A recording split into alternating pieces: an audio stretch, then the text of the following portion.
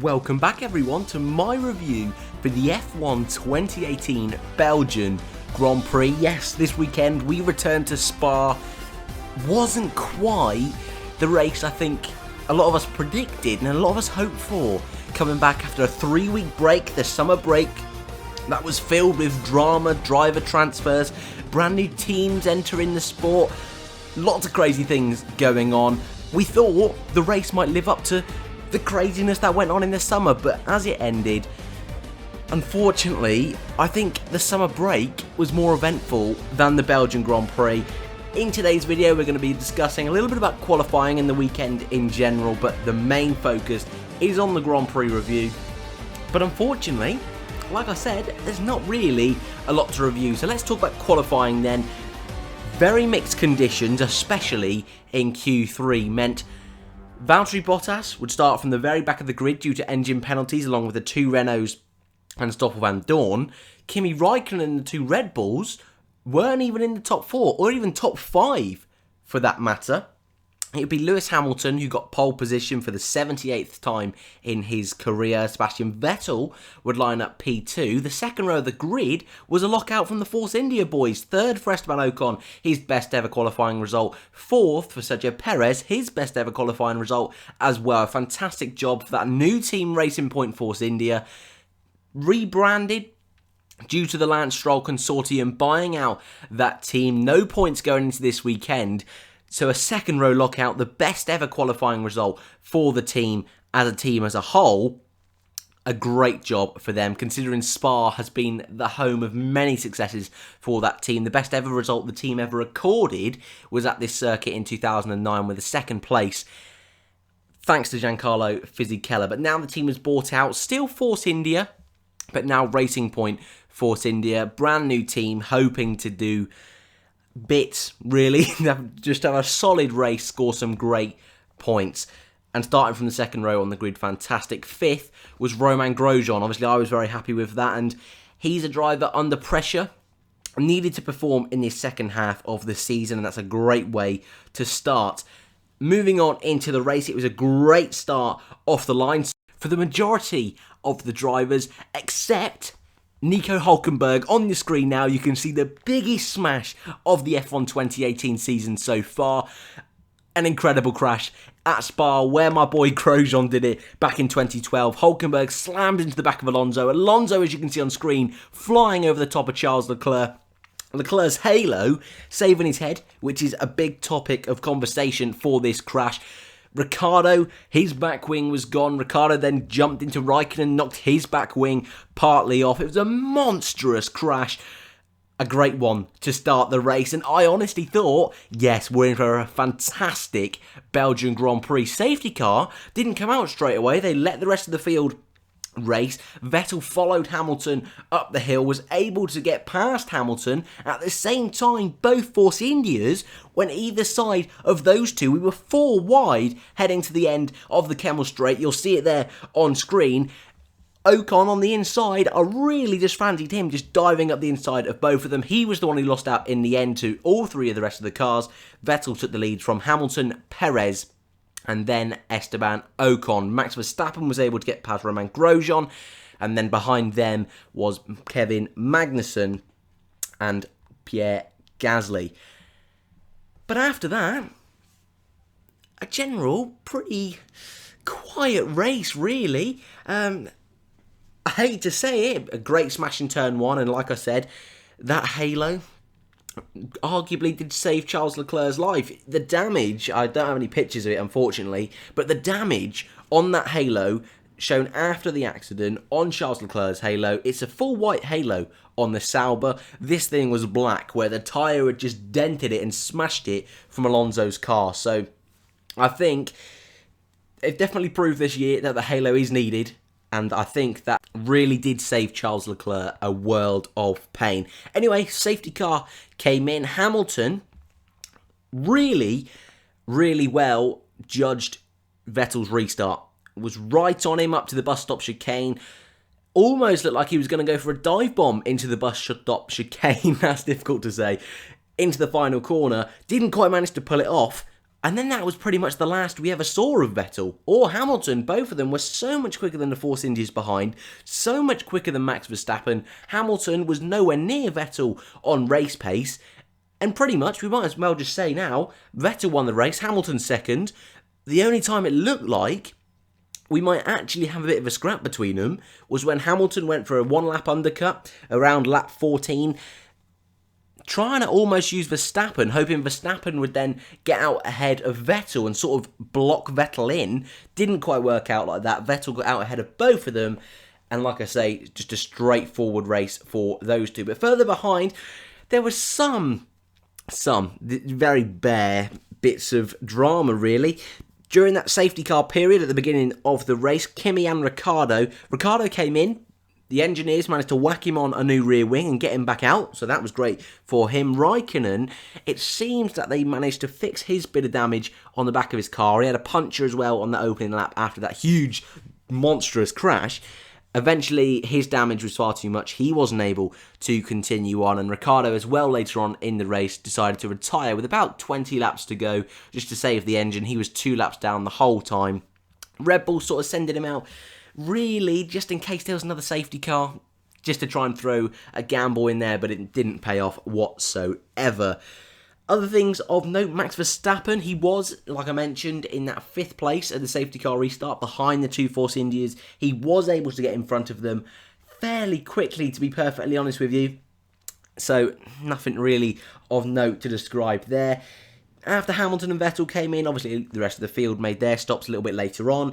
The most notable fight was between Ericsson and Hartley, fighting for those final points in the top 10. It was Ericsson who came out on top in the end in the Sauber. And Ericsson had a really strong race, actually, and he is one of my contestants for Driver of the Day. I thought it was his best race of the season. Marcus Ericsson, and his fighting with Brendan Hartley was a treat to see, considering no one else on the track was really fighting for positions. The only other guy who was making any sort of leeway or any sort of positions was Valtteri Bottas. He started way down the field, I think, off the top of my head, P17, due to an engine penalty starting him right the way at the back, along with the 2 Renaults and Stoffel Van Dorn. He was able to chop and change his way all through the field and was the only real driver making any sort of progress.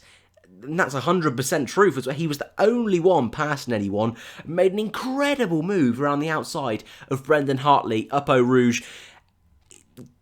I think probably was better than the Mark Webber on Alonso and the Raikkonen on Schumacher. I think he was the best one of the 3, mainly because Hartley stayed in there, Hartley didn't back out. Bottas had to go right around the outside and then sort of on the inside of Radion at the top. It was a great move from Valtteri Bottas. I think contender for move of the season. But that being said, the Mercedes car is in a different league to the Toro Rosso, and when Raikkonen made his move on Schumacher, those cars were much closer together in terms of pace. Same with Webber on Alonso.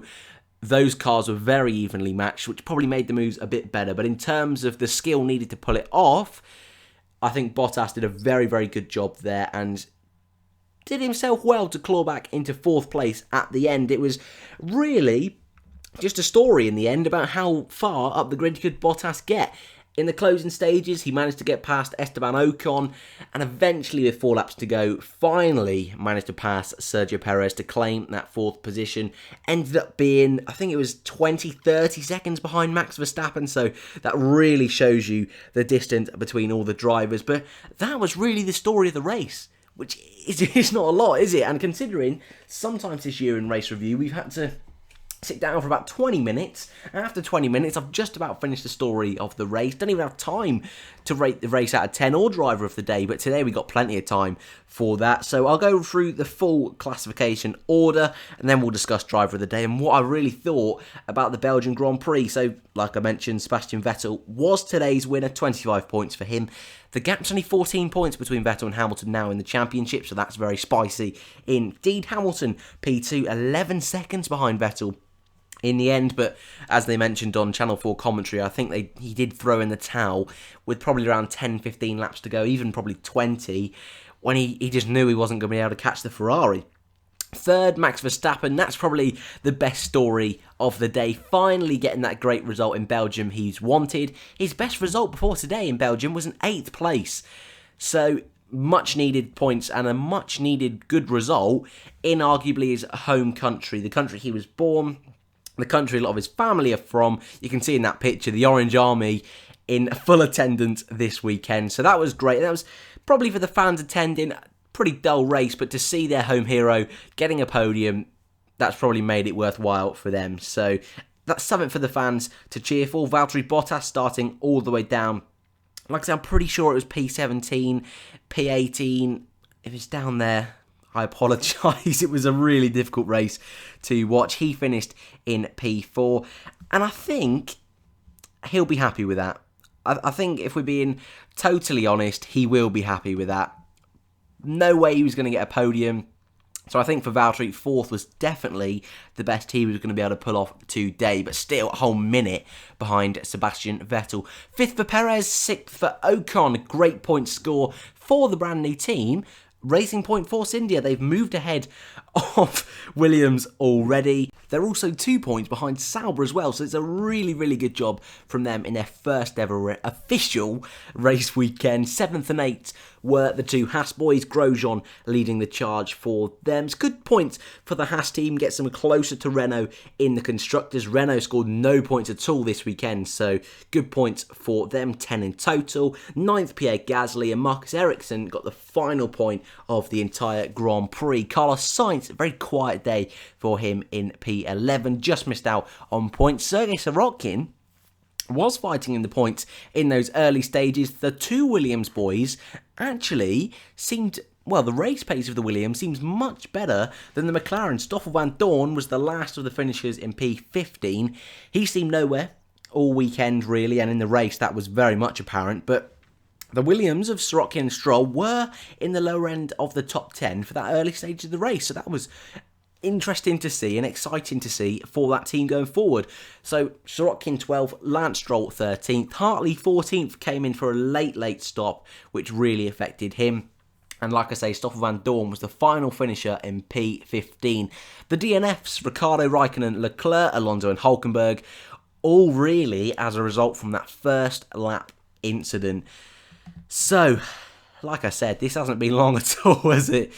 Really not a lot to talk about in this race. An absolute snooze fest, if I'm being totally honest with you. And giving my score out of 10, it's going to be a low one. I think it's going to be the lowest one of the season for me. It's a 3 out of 10 for the Belgian Grand Prix. And it would be even lower if it wasn't for that first lap incident, that first lap carnage. And probably I'd say in the first 15 laps, there was hope that it would be a great race, but in the end, it really didn't turn out to be anything special. Like I say, a snooze fest is the best way to call it, and like I say, I think it is the worst race of the season. And I'm aware Australia was not a great race. I'm aware Spain was not a great race, but at least at some points in those races, I should say, there was a hope that there might be change at the front. There was a fight for the win. Today there was no contest whatsoever, and whereas at other circuits this year, in Australia, I think back, at least Hamilton and Raikkonen were thereabouts with Vettel. If Vettel was to make a mistake, then the change of lead would occur, but it looked like it was cruise control for Vettel today, and Hamilton. Both of them were just miles ahead. It's not even like it was a fight for second place. It was just Hamilton and Vettel in a league of their own today at Spa, and a real disappointing one. And I think a lot of you can hear in my voice, I was bitterly disappointed, because in my predictions video yesterday, I thought it'd be a great race. I really, really did. So it was such a shame that in the end, nothing really came from it. So, driver of the day, something we can analyse and have a look at. I think there's a couple of candidates, but again, nothing too much happened. And part of me thinks, should I give it to one of the Racing Point boys, one of the Force Indias, because they did have a great weekend. So if you're going to give it driver of the weekend, I'm probably looking at Esteban Ocon or Sergio Perez, who, you know what, really did prove that car is a good car this year. I know at some circuits it's been nowhere, but this weekend I don't think many thought that the Force India lads were going to be the best of the rest. So the fact that they were able to hold on and claim 5th and 6th is not a bad effort at all. And locking out that second row of the grid, that was a great effort from them, considering all the difficulties they've been through over the weekend. So part of me wants to give it to them, but it is driver of the day. So I feel I can't really give it to them, considering they went backwards.